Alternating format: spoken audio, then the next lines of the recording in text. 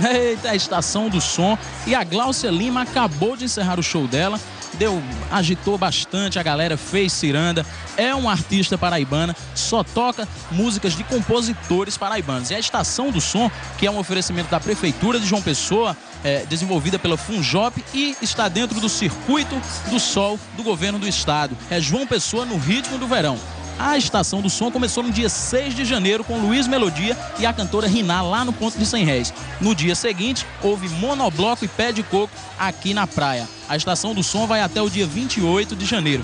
E com o encerramento do show da Gláucia aqui, a galera já ficou alvoroçada, todo mundo já ficou agitado, tá todo mundo aguardando o Lulu Santos. E se você está em casa e quer vir para cá, pode correr, dar uma pressinha que daqui a 30 minutos aproximadamente começa o show. Olha lá, o palco pessoal já começa a fazer todos os preparativos para o show do Lulu Santos, que vai ser logo mais, dentro de 30 minutos mais ou menos, Lulu Santos aqui no palco, no ponto de 100 réis. É a TV Tambaú na Estação do Som 2012.